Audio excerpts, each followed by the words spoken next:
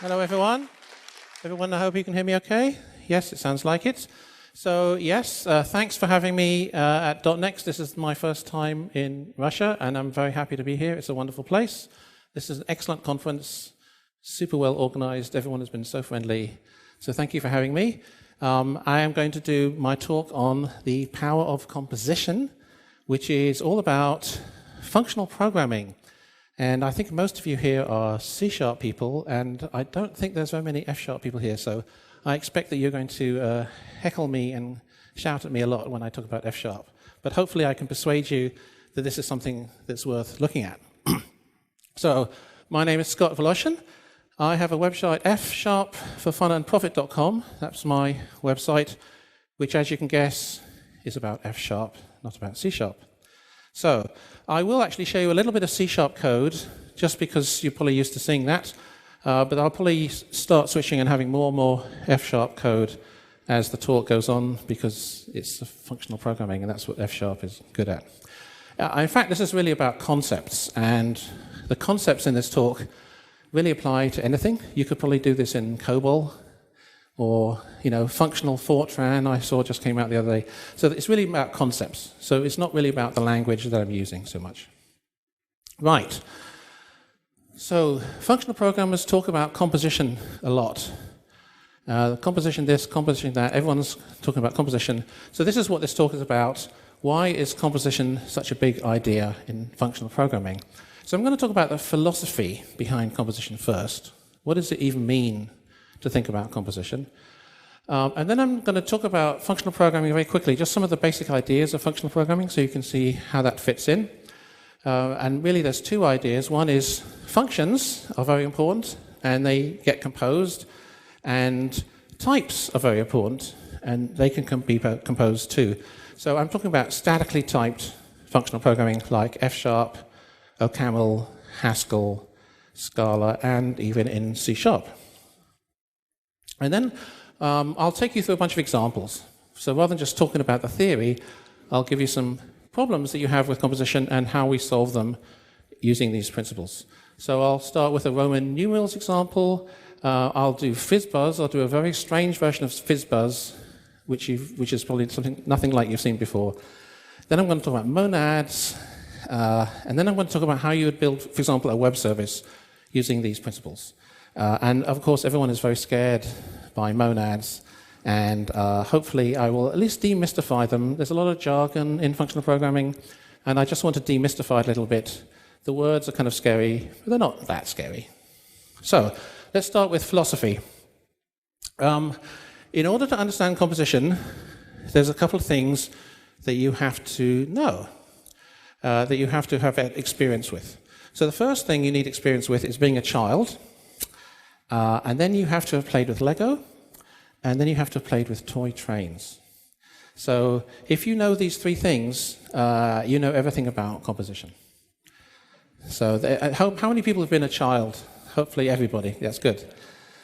So in fact, you don't actually have to have been a child, because there are a lot of people who are adults who play with Lego.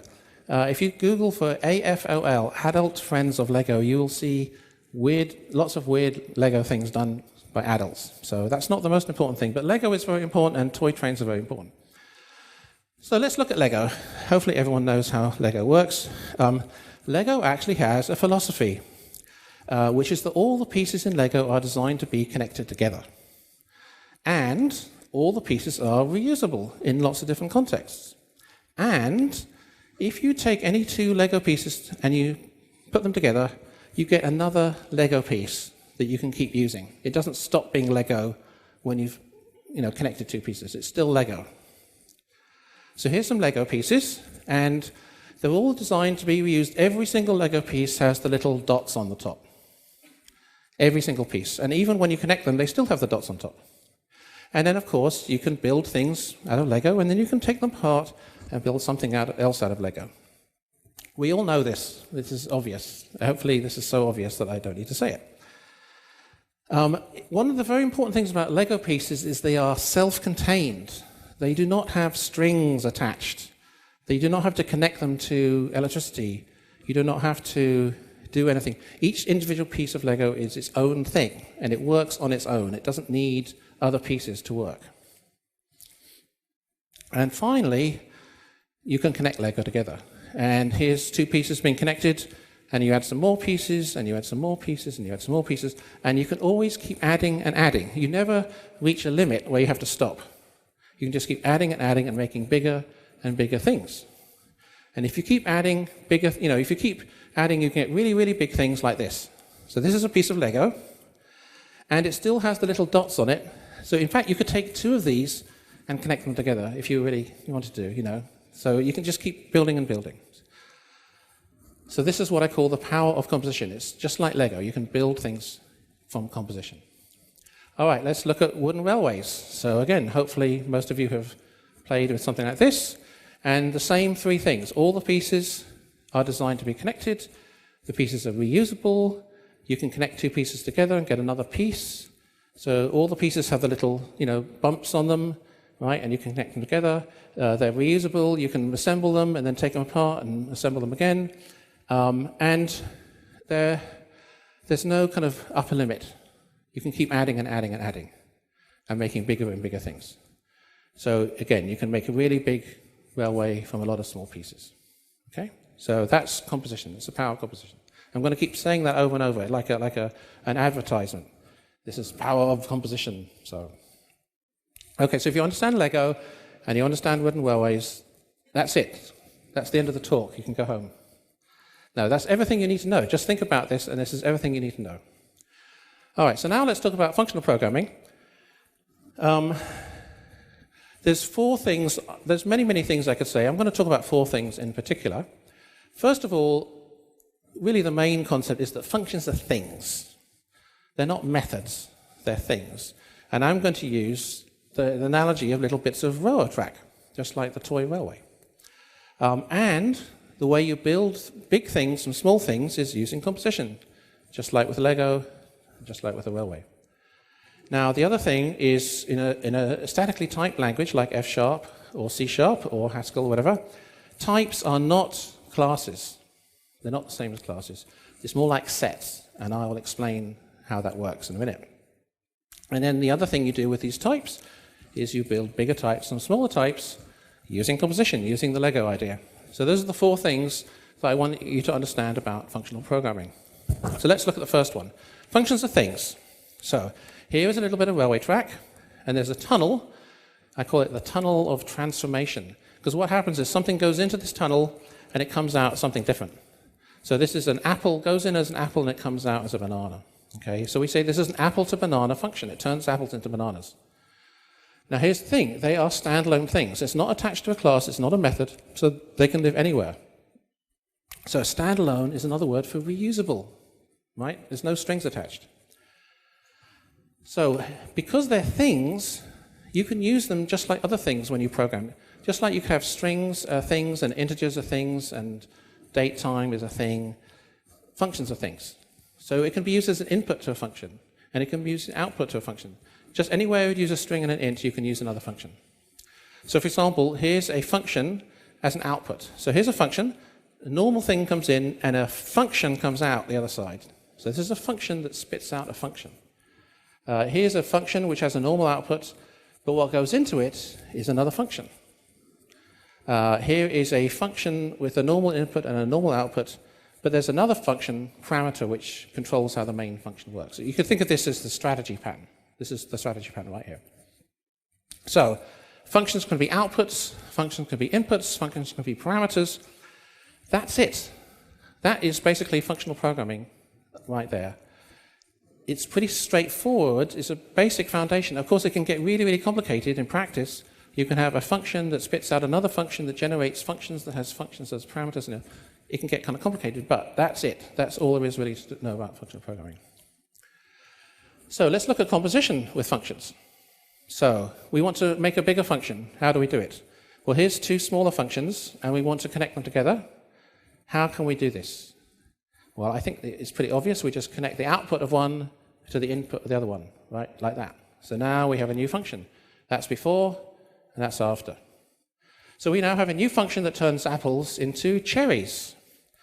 Now, what's cool is you cannot tell that it was made from smaller functions. From your point of view, it's just another function. And the banana has disappeared. Where did the banana go?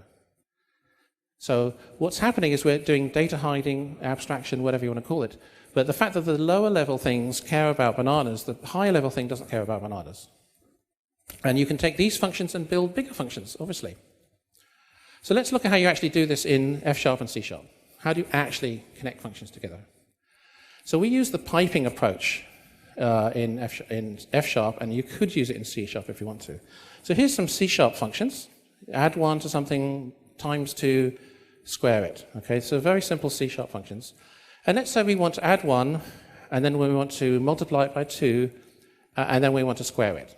So that's a kind of very simple example. Now, in normal kind of C#, we would put lots of parentheses or brackets around the thing. And you get the problem with that is that these nested function calls get deeper and deeper, and you have to sort of start in the middle and kind of work your way out. And sometimes it can get hard to understand what's going on. So the functional approach is different. The functional approach is to do piping. So piping, if you know about Unix pipes, exactly the same thing. You take your function, you feed number 5 into it, and it comes out as 6. You take that and you feed it into the next function, and it comes out as 12, and you feed it into the next function, and it comes out as 144. So you just chain these functions together with the data flowing through. So, and it's often a lot easier to understand this way of thinking, especially when you have complicated things. So here's our pipe, how we would do it in F#. So in F# we have this vertical bar with an angle bracket. That's the pipe symbol. So this means take 5 and feed it into the add1 function. And then take the output of the add1 function and feed it into the times 2 function. And take the output of that and feed it into the square function. So it's not, in Unix it's just the plain vertical bar. In F# it's the vertical bar with a little angle. But it's the same, exactly the same concept. Now in C#, so you see this pipe symbol everywhere, by the way. In F#, this pipe is what you see all the time. You're going to see a lot of it today. Now, in C#, we don't have the pipe symbol, but we can create a pipe extension method that works on any object. So, for example, it's quite easy. It's a very simple one-liner. Here's 5 pipe add 1. So instead of saying add 1 of 5, we're taking 5 and we're feeding it into add 1. And then we're taking the output of that and feeding it into times 2, and taking the output of that and feeding it into square. So it might look a bit weird, but if you just think about it as the Unix-style piping, that's what's going on. Okay, so now we know how to build functions. Let's see how it actually keeps going up and up and up. So you might have like a low-level operation, like uppercasing a string. That's a function. A string comes in and a string comes out. And you take a bunch of these things and you connect them into a service, for example, like an address validation service. So an address goes in and what comes out is some sort of validation result. And I'm going to use the word service because I'm over 40, and if you're under 40, you could call it a microservice. Okay, so a service is just like a microservice, but without the micro in front. So people who don't know what that is. So, okay, so we've got these services or microservices, whatever you want to call them. We have a use case where it's a whole big scenario or a story, like updating your data in the database. So again, some data comes in, a change request, and some data comes out. That's the result. And then let's say you want a whole web application. If you think about it, a web application is actually a function. So the input is HTTP request, and the output is an HTTP response. So it's actually a function. Now, inside this big function, you have to decide which of the smaller functions am I going to call. So in your controller, or in your router, or dispatcher, or whatever you want to call it, there's some way of picking which one of the things is. So inside there's a bunch of smaller functions, and you just choose which one. So that's basically a whole web application. So we're using the same technique at the large scale as we are at the small scale, exactly the same technique. So here's like looking inside a whole web app. And you can see there's a bunch of smaller functions, and there's some branching and stuff going on. It's not just a straight pipeline. But it's interesting that the data only flows in one direction. So you don't have any loops or cycles or any kind of complicated tangles. In a functional paradigm, almost always the data just goes one direction only. And that actually makes it very easy to understand. So that's the power of composition for a web app, for example. Power of composition, so you've seen Railway and you've seen Lego. It's exactly the same principle over and over. So like I say, if you understand how it works, that's everything you need to know. All right, let's look at types. So types are not the same thing as classes. If you come from an OO background, you know what a class is. It's some data, protected data with some encapsulated behind some methods or whatever. In functional programming, types are more like sets. So what do I mean? So here is a function, and there's a set of valid inputs for this function, all the possible things that are valid to send to this function, and all the possible things that are valid that come out of this function. Okay, so there's a set of inputs and a set of outputs. And that's what a type is. It's just a name for a set of things. So, for example, we can say, oh, this function will take any kind of integer. So we call type integer is the set of all possible integers. The output is all possible strings, so we call it type string. Okay, so it looks like a class, but it's just a set. There's no methods here. It's just a set of things. Set of all possible people in the world can be into this function, or the set of all possible fruit. So that's type fruit. Now here's the thing, because it's just a set, you can have anything in this set. In particular, you can have functions. So this is a set of functions, all the functions that turn fruit into fruit. So we call this type fruit fruit. This is all the functions that have fruit as input and fruit as output. And that's because it's a set and it's not a class. Okay, so the thing about types is they can be composed too. Because they're sets, you can do all the set kinds of things. You can do set union and set intersection and Cartesian products and all the things you can do with sets, because there's no behavior, right? So in functional programming, we call this an algebraic type system, which is a very jargon word. And I'm going to call it a composable type system, because it's all about composing things, connecting things together to make bigger things. And again, this is only possible because there's no behavior. So if you're coming from an OO thing, you would call this an anemic domain. Like, there's no behavior whatsoever, it's just data. But it turns out it's fine. The anemic thing is not a problem in functional programming. So there's two ways to build bigger things from smaller things. You can use and you can use or. So what does it mean to have types with and types with or? What does that even mean? So let's start with and. Let's say I want to model a fruit salad. And I say it's an apple and a banana and a cherry. So how would I model that in a type system? Well, in C# we actually know how to do that. We would probably use a struct. So here's three kind of enums for the different kinds of apples and bananas or whatever. So we're going to create a struct, and it's going to have an apple field and a banana field and a cherry field. Okay, so the struct tells us it's an apple and a banana and a cherry.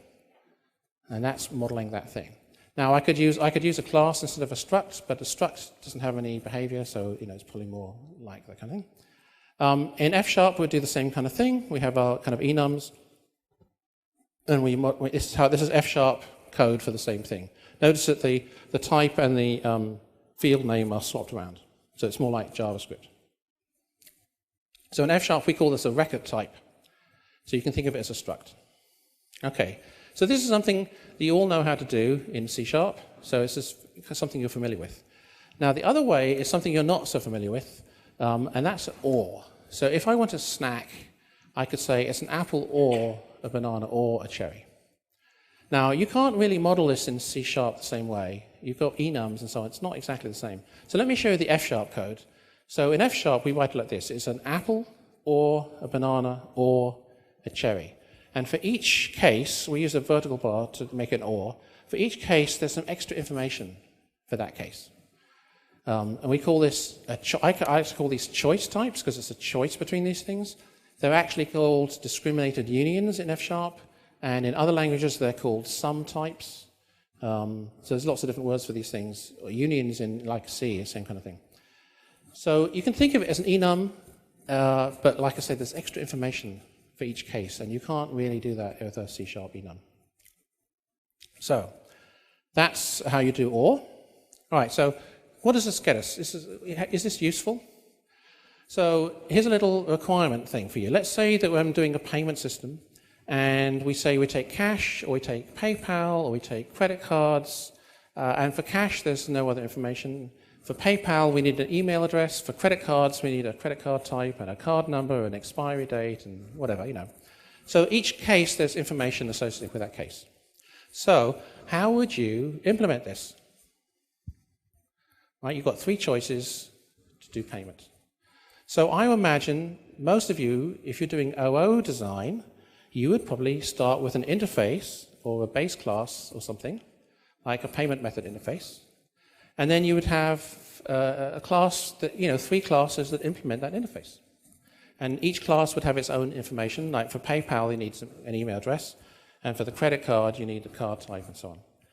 So I imagine, this is like the typical OO design, right? I would imagine this is pretty standard. So let me show you another way of doing this, using the composition approach. So in F#, we probably do it this way. We build a bigger thing from smaller things. So we start with the smallest things first. We start with some primitives. So I'm going to say an email address is just a synonym for a string, and a card number is also a string. Okay, so these are like primitive types, but I'm going to model them nicely so that they look nice in my code. And then I'm going to say a card type is a Visa or a MasterCard. It's a choice, or. A credit card information is a card type and a card number. So that's an and. So I've got a choice type using or, and I've got a record type using and. Okay, so I'm building bigger things than smaller things. And then I keep going. So now we can do our payment method. We can say it's cash or PayPal or credit card. So I've modeled these three choices right there. And again, each of the choices has different information. So in the PayPal case, I need an email address. In the credit card case, I need some credit card information. In the cash case, there's no other information. So that's me modeling a payment method. And what's cool is, just like with the Lego, we don't have to stop. We can keep going. So let's keep building a bigger thing. So I'm going to say, I'm going to do a payment amount is a decimal, and a currency is a euro or a dollar or rubles. So there's a primitive type and another choice type. And now I'm going to make an even bigger thing. I'm going to say a payment is an amount and a currency and a payment method. So this is a record type as an and.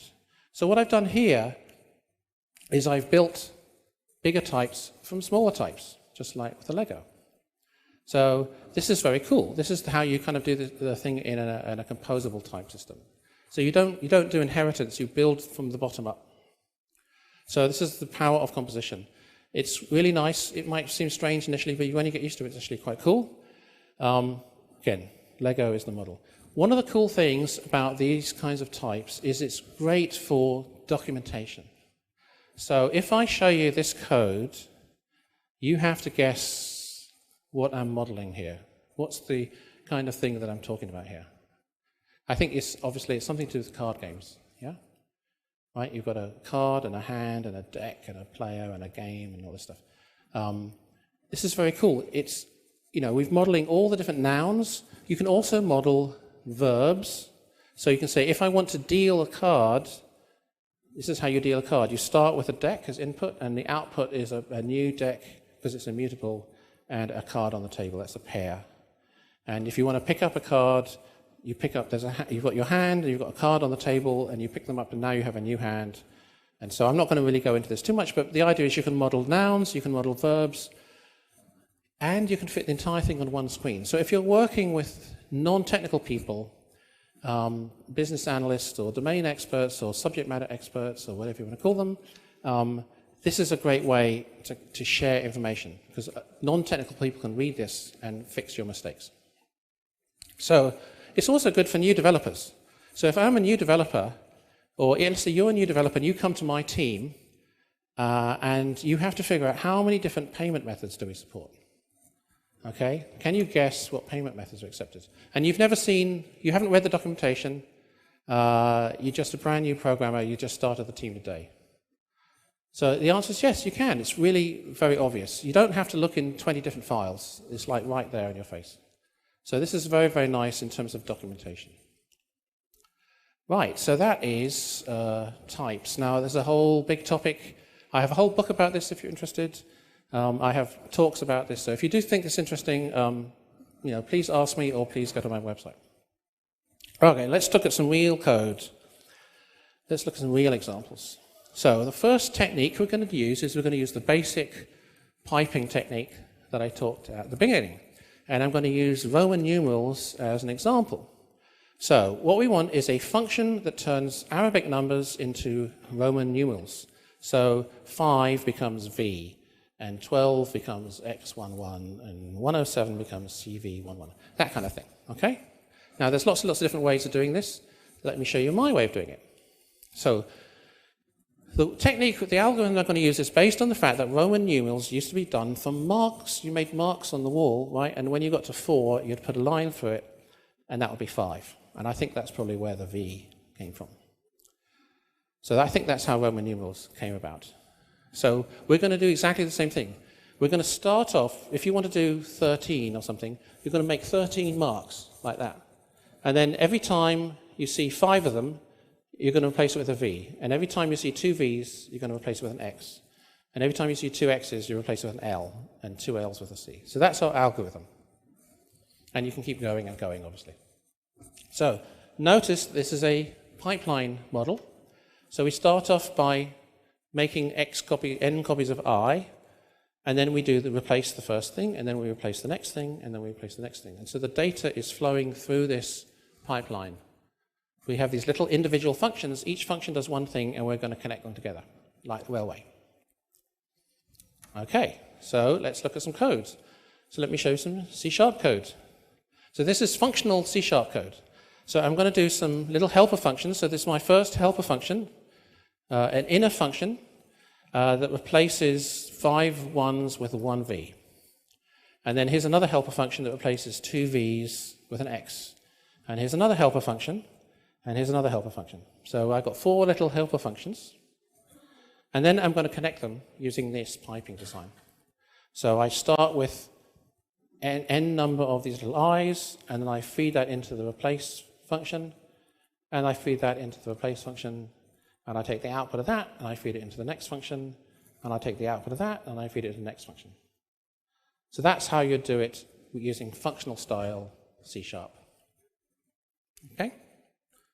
It's kind of weird if you used to OO style C#, but there you go. This is functional programming in C#. Now, let me look at the F# code. It's basically the same thing. I have all these little helper functions, 4 little helper functions that are defined right there, and then I combine them using piping, and in F# I have the vertical bar type piping. So that's the F# code. Basically the same. Right. So that's how you do piping to make functions, bigger functions. However, it's not that easy. Sounds like, okay, that's good, but what happens when it gets complicated, right? So far, we've got a function with 1 output and 1 input. And when we connect them together, it fits perfectly. Everything's good. We now have a new function. That's easy. But real world is not that easy. So let's look at a challenge. Sometimes you have a normal function like this, but some functions have more than 1 input. This function has 2 inputs, right? And how do you connect them together? For example, if I want to take the output of the first function and I want to feed it into the second function, it won't fit. They don't have the same shape. They're not going to fit together. So this is the first challenge, and let's see if we can solve this. So how do we compose this kind of thing? So we're going to use a technique called currying, and I'm going to use the same Roman numeral example again just to show you how you can modify it a bit. So if we look at the string replace function, it's actually a function with 3 inputs, 3 parameters. There's the original input string, and there's the old value, and the new value to replace, and the output is the output. So it's actually a 3-parameter function. So if we can connect them together like that, that would be great, but we can't because the output is 1 and the input is 3. So they don't connect. So you might think this is really bad because these composition patterns only work for functions that have 1 parameter. And a lot of functions don't have 1 parameter. So, but here's the trick. You can actually turn every function into a 1-parameter function. This is the kind of cool functional programming trick. And if you could do that, then you get this nice composition. So this trick is called currying, and it is named after Mr. Curry here, Mr. Haskell Curry. Nothing to do with Indian food. And so it sounds weird, but let's see what it is. So here's a 2-input function, which is a normal function. And what we're going to do is we're going to turn it into a 1-input function. So what we do is we have a new function which we call the curried version of that function, which has one input. And the output of this is another function. Remember how I said functions are things, so you can have some outputs of things? So this is the output is another function. So we have a one input function here, and that's going to spit out another function, and the function that it spits out is another one input function. So there you go, you see, we've got these one input functions, and now we can start composing them. So that's called currying, and it's really cool. So currying means that you can turn every function into a one input function, and then you can do composition. So if we take our replace function, you can see that it's basically got three parameters, the input and the two replacement values. So that's no good. Now, I'm going to rewrite it using currying. Okay? So what I want is a special function which two inputs, and it's going to spit out a one input function. Okay? Now, this is going to make your head hurt if you're not used to functional C#. This is C#. So we're going to write a replace function, and it's got two parameters, and it returns a func of a string to a string. And inside that, it's going to return a new function. Okay? So there's our two parameters. So this new function, this new replace function has two parameters, right? The old value and the new value. And the output of this function is a lambda. So it's another one parameter function. So these things, this makes your head hurt. This is weird, and why would you even do this? So let me show you why you would do it.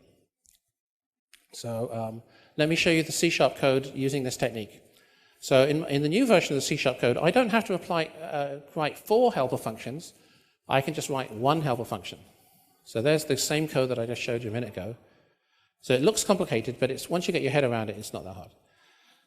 But all I need is one helper function, because now I can pass in both parameters to that helper function, and I can pass in different parameters to that helper function, and I can pass in different parameters again, and I can pass in different parameters. So each time I use this helper function, I can pass in those two parameters, and the output is a new function that I can use with piping. So the whole point of doing this is I can get my nice piping model.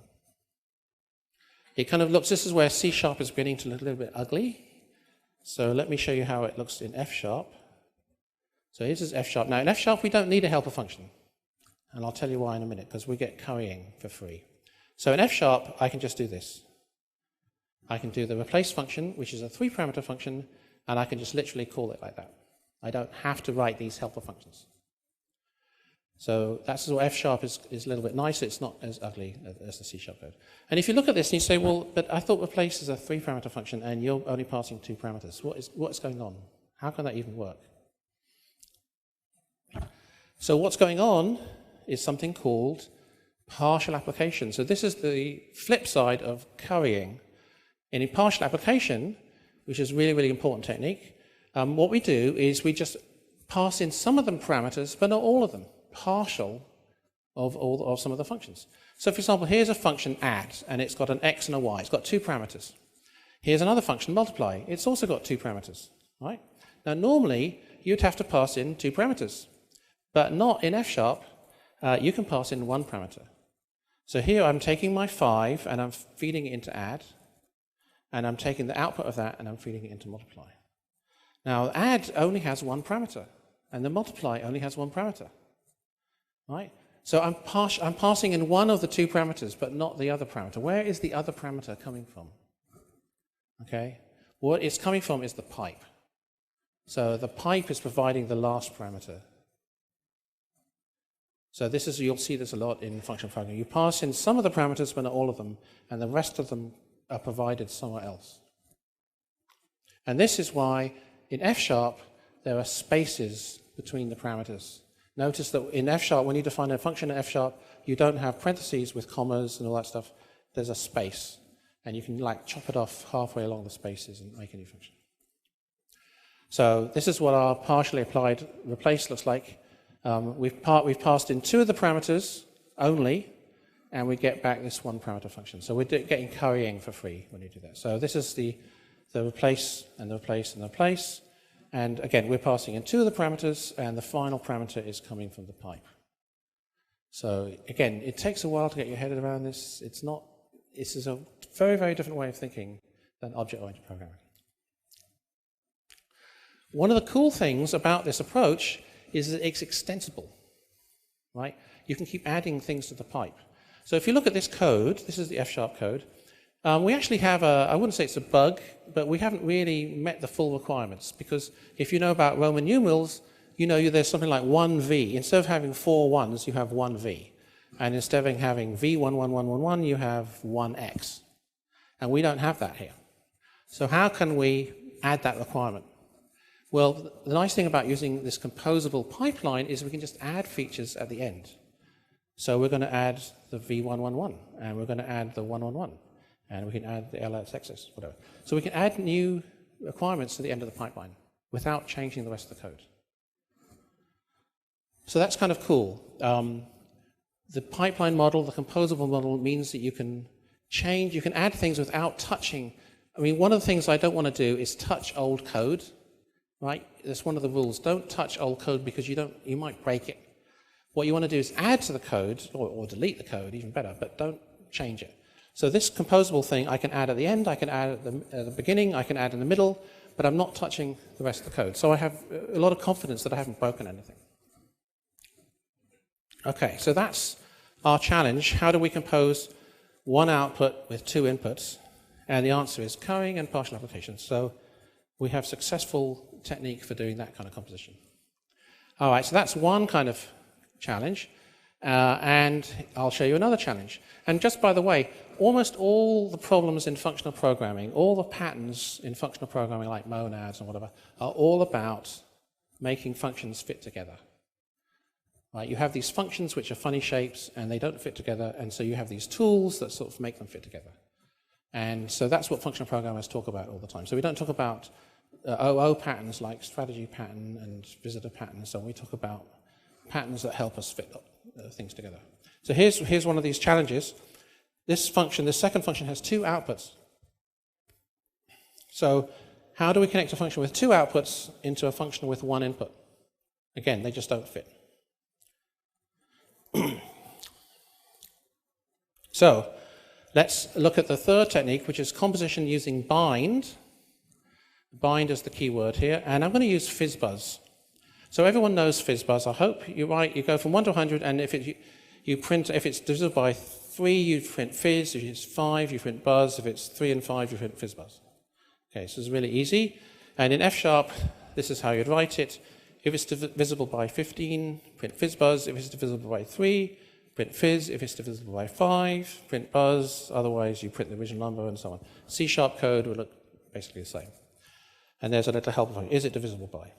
Okay, so that's the kind of boring way of writing FizzBuzz. And if you were doing a job interview, I recommend you do it this way. But we're not going to do it this way because it's too easy. We want to make it complicated because we're functional programmers. So we're going to try and make it as complicated as possible. The reason we're going to make it more complicated is because we want to make it composable. So the problem with this version is if I want to change how it works, I have to go in and change the code. And I don't want to do that. I want to be able to add things in a pipeline. How can I make this into a pipeline? Okay, this is not a pipeline. All right, so the way we're going to do it is we're going to have a bunch of little helper functions. And the first one is going to handle 15. And then it's going to come out of there, and it's going to handle 3. And it's going to come out of there, and it's going to handle 5. And then it's going to do the last step. And if we want to add new things, we can add them at the beginning or the end, whatever. Right? So it's that way of doing it. Okay, so how can we do this? Well, unlike the Roman numeral one, when we handle one of these numbers, we actually have 2 different possibles that can happen. So the first thing is you leave the number alone, like it's not divisible by something. So I'm going to call it uncarbonated. It's not fizzy, it's not buzzy, it's nothing, like a drink, right? Now the other thing is got a fizz or a buzz or something. I'm going to call it carbonated. It's going to be a fizzy thing. So we've got 2 choices. So how can we model this in our code? 2 possible outputs. So we're going to, if you think about it, if it was a railway, it would be a railway with a branch in it, a switch or a points type thing. So there's uncarbonated branch and a carbonated branch. So that's the railway model. Now notice we're using the word or. It's carbonated, uncarbonated, or it's carbonated. Or, very important word. So we've seen how we do all things in F#. we use these choice types. So we make a special type. It's either uncarbonated or it's carbonated, so two choices. And in the uncarbonated thing, there's an integer, because we haven't done anything with it. And in the carbonated case, it's been fizz. It's fizz or buzz or fizz buzz or whatever it is, right? So it's got to be a string. So two different choices, and there's two different data associated with each choice. So now we've modeled it, okay? So every time you hear the word or, think of a choice. And by the way, this comes from Reginald Braithwaite, and he said, he actually had this as like what not to do in a programming interview. But like I say, I'm making it complicated to show you this technique. So, okay, so we have our data type that models these choices. Now let's write the code. So we're going to have a function. You say, what's the divisor, what's the label, and what's the number? If it's divisible by that thing, then it's carbonated, it's fizz or buzz, and we're going to use the fizz word or buzz word or whatever. Otherwise, we leave it alone. It's uncarbonated, and it's just the original number. Okay, so this is basically the same logic we had in the original fizz-buzz, but encapsulated into a little helper function. Right, so we've got one case or the other case. Notice it's got 3 parameters. We'll see in a minute. Right, so one of the nice things in F# is interactive. We can play with it and we can test it. So we're going to start by carbonating 3 and fizz. So it does 12. If we feed 12 into this, does 3 divide 12? Yes, it does, so it's carbonated. If we feed 10 into it, 3 doesn't go into 10, so it's not carbonated, it's uncarbonated. But if we feed 10 into 5, for example, that does work, and so again, it's carbonated. All right? So notice now we're using it as a 2-parameter function, not a 1-parameter, another 3-parameter function. So again, if you think of the little bit of railway track, it's the railway track is defined by those 2 parameters. Right, so let's implement FizzBuzz using this approach. So we're going to say, we'll start by doing 15, and that's going to give us a result. And we now have to do a switch statement. Is it carbonated or uncarbonated? If it's carbonated, we're done. If it's uncarbonated, we do the next thing, which is try 3. And that gives us another result. And now we have to see what result that is. Is it carbonated? If so, we're done. If it's not carbonated, we have to do the next one, which is 5. And we have to see, is it good, is it bad, is it done, is it not done? Okay, so this is, okay, it's pretty ugly code. Actually, it's really ugly code. So don't write it like this. But how could you make this better?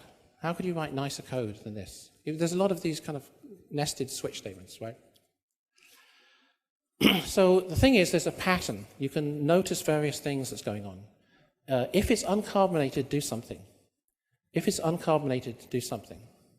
If it's uncarbonated, do something. All those switches look exactly the same. So this is the big picture. If it's carbonated, we're finished. If it's not carbonated, we have to do something. We have to do the next thing in the pipeline. So if you think about these little railways, what we're saying is if it's uncarbonated, we do the next bit of railway. But if it's carbonated, if it's fizz or buzz, whatever, we bypass the whole thing and go all the way to the end. Now, if you had little railway tracks, how would you connect these together? I think there's a clue here. So what we're going to do is we're going to write a little helper function. We're going to say, if it's uncarbonated, do something. If it's, we have something coming in. If it's carbonated, we're done. We go all the way to the end. If it's uncarbonated, we want to do the next thing. But what is the next thing? We don't know what it is. It could be anything. So we're going to actually have a function like that. And we're going to pass this in as a parameter. So it's a function which is the next thing to do. And the reason I call it f is I don't know what it is. I can't really give it a good name other than f for function, because it could be anything. So, I could call it the next bit of railway track or something, but So there's my little helper function. So what's cool is if you do have this helper function, you can change the original implementation. You can say, start by carbonating it. If it's still uncarbonated, try the next thing. If it's still uncarbonated, try the next thing.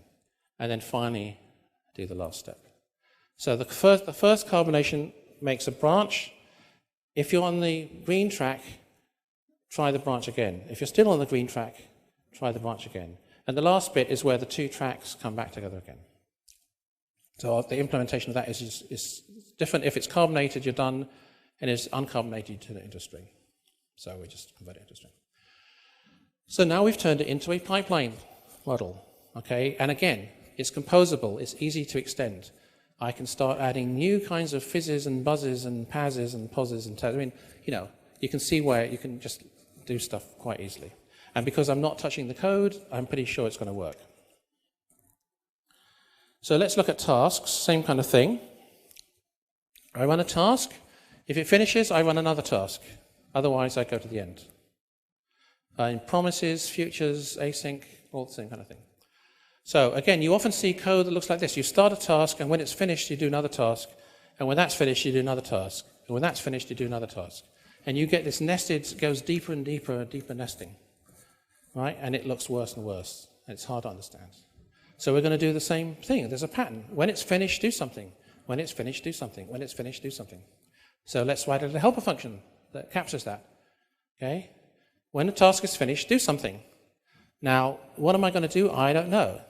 So I'm just going to pass in a function to do that thing. But I don't know anything about this function other than it does something. But once we have this little helper function, we can take that code and rewrite it like this. You start a task. When it's finished, you do the next task. When it's finished, you do the next task. When it's finished, you do the next task. And now you have a nice linear, flat pipeline. You don't have this nested, deep thing. So it's a lot easier to understand. And it's a lot easier to add things and remove things and, you know, comment things out and so on. So this brings us to monads. Okay, so everyone is very scared of monads. Here's Homer. The goal here is, I can't really teach you monads, but I can make you less scared of them. Okay, so that you don't freak out when you hear the word monad. So what a monad is just a general solution to these kinds of problems. And in particular, there's something called bind. Bind is the word that we use. So you often have this situation where you have these things where there's a kind of branch and you want to try and compose them together, right? And this is what you want to end up. Okay, so this is what you start with, and you want to end up with something like this. And for example, for error handling, I call this railway-oriented programming, two-track model. But it works with tasks, it works with fizzbars, all sorts of stuff. So here's the thing. If we had one-track functions, we could connect one to the other. It's all good. If we had two-track functions, they compose well too, because we just connect one track to the other track and the second track to the second track, and that's good. So these are good. But we have this. We have one input and two outputs, and they don't connect. Okay, this is bad. So what are we going to do to solve this problem? If we think about it, this is what we have, right? Not suitable. But if we could have them all be two tracks, with two tracks in and two tracks out, that would be perfect, because they can be connected really easily. So what we want is some way to transform the top thing into the bottom thing. And what we're going to do is write an adapter block. So if you had a little railway track, this is the kind of thing you might actually have. You have a little slot, right? And you put this function in this slot, or this little bit of railway track in this slot, and now it's a two-track function. So you started off with one of these funny functions, and now you have a two-track function. So this is a function transform. Remember how I talked functions can be inputs and functions can be outputs? This is a function that turns one kind of function into another kind of function. It's a function transformer. Really, really important thing, and it's normally called bind, but it has lots of different words. And interesting, you can actually write the code. I mean, it's more complicated to explain. It's literally a few lines of code to write normally. They can spend a whole hour talking about it. So I'll just show you the implementation for the carbonated thing. Something comes in. If it's uncarbonated, we call this function. But if it comes in on the red track, on the carbonated track, you just leave it alone. So there's the one way, and there's the other way. And that's it. That's the implementation. Now, if you notice, this bind is exactly the same implementation as the if uncarbonated do function that we talked about. Exactly the same. So this is an example where we're using two different names for the same thing. So in functional programmers, the terminology we use this word monad. And what a monad is a general pattern for these things. And it's actually three things. It's a combination of three things. It's a data type and a bind function that works to transform it, and some other stuff that you don't really care about. So in our case, we had this data type called a carbonation result, which was this choice. And we had this function that transformed it into a two-track function, the if uncombinated do. And that's it. That's what a monad is. So it sounds scary and it's kind of weird. There's a different monad for each different kind of tasks have their own thing, but it's the general pattern for all of these things. And sometimes you hear the word monadic function, and that means a function like these things with the little branches and using bind. So carbonate, that little railway track, that would be a monadic function. It's got one input and two outputs. All right, so that solves that problem. Could we take two outputs and one input? Yes, we can. We can connect them using monads. So this is why monads are so important, because this kind of thing crops up all the time in functional programming. And so monads is the sort of tool that we reach for to solve this problem.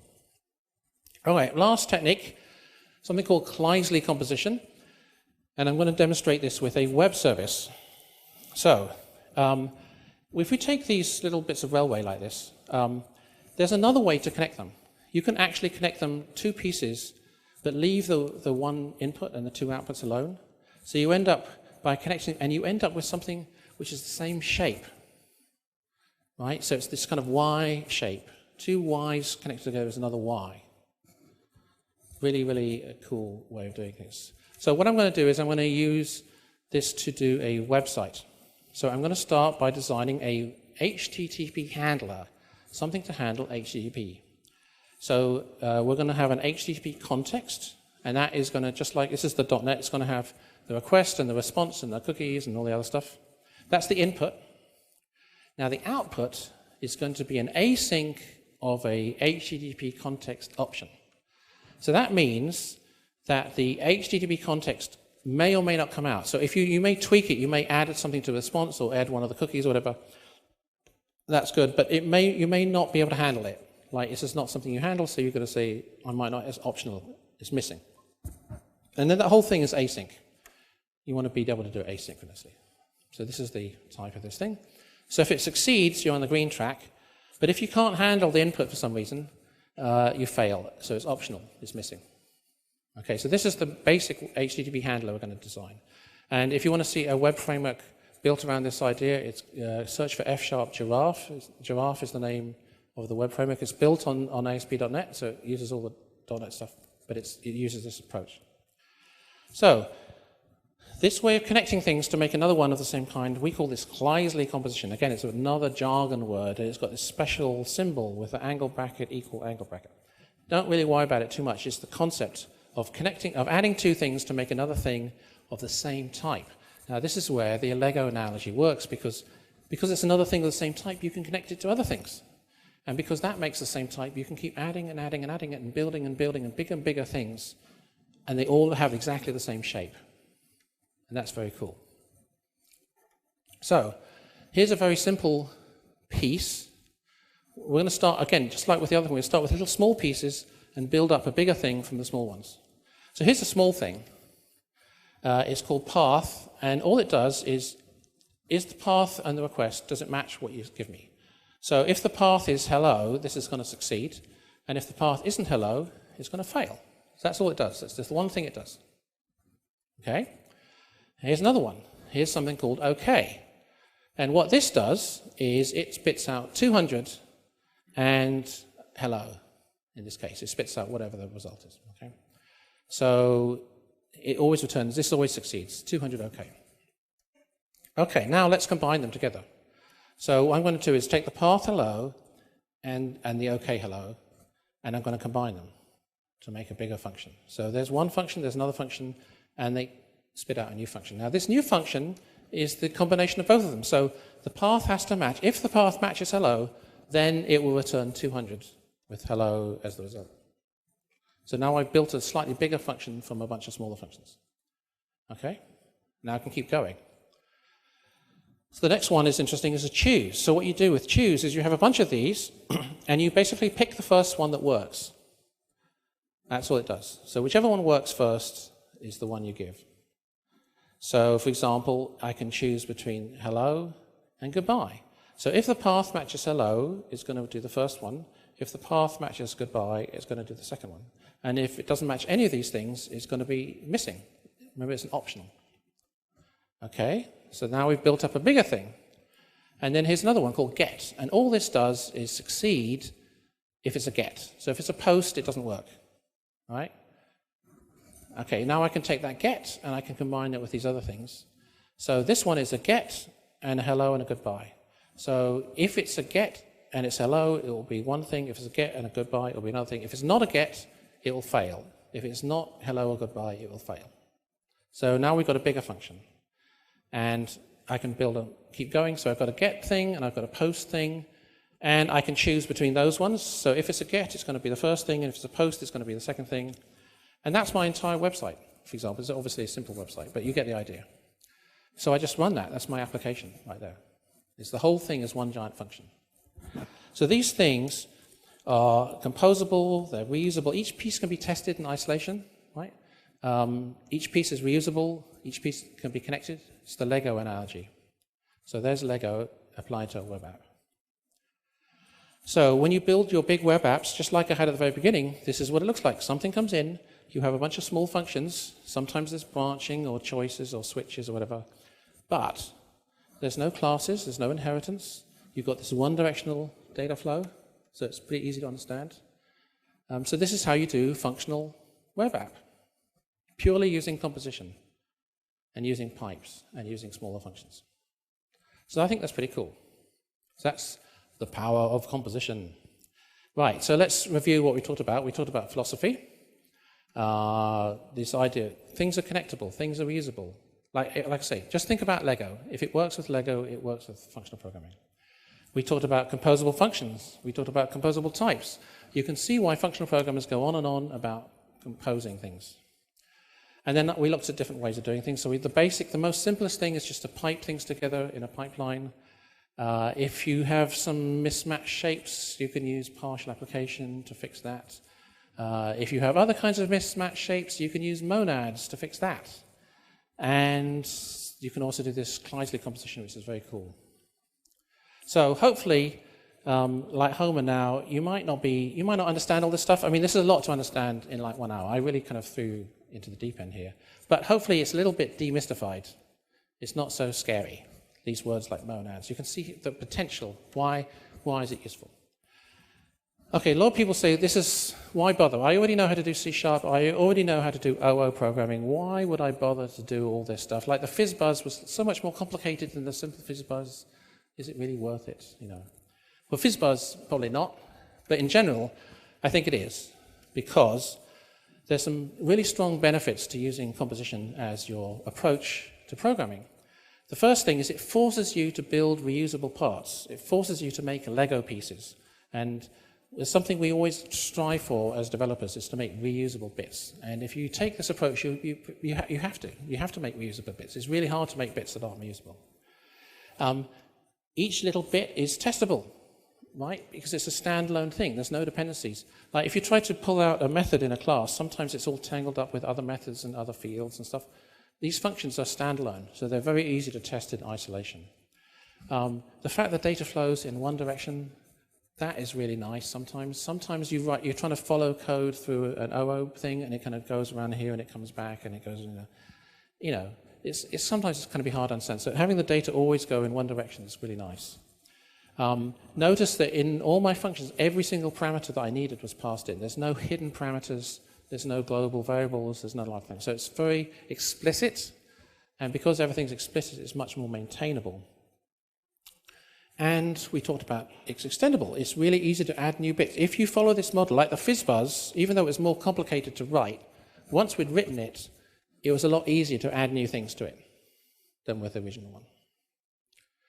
And the most important thing, it's a different way of thinking. If you want to learn new stuff, it's good to get your brain to change the way it thinks sometimes, okay? Sometimes you're really an expert in one area.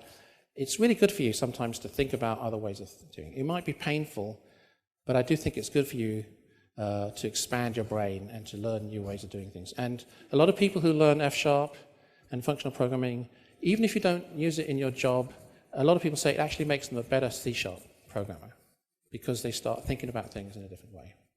So that's really the main reason. So this talk will be on my website under composition. If you want to contact me on Twitter, that's me. If you want to read my book, there it is. they made me this nice little railway sticker, which you probably got in your thing. Isn't that nice of them? So ask me anything about railways. No, actually, I don't know anything about railways, but I do have this little model. So thank you very much. Next. I think we're pretty much out of time. I will be standing out there if you need to ask me questions. I'm going to be around all evening, so please come and ask me questions, and you can heckle me and you can complain about what the terrible way of doing things this is, but I'm happy to answer your questions. And I think it's time for somebody else to do some talking now. Yeah, that's true.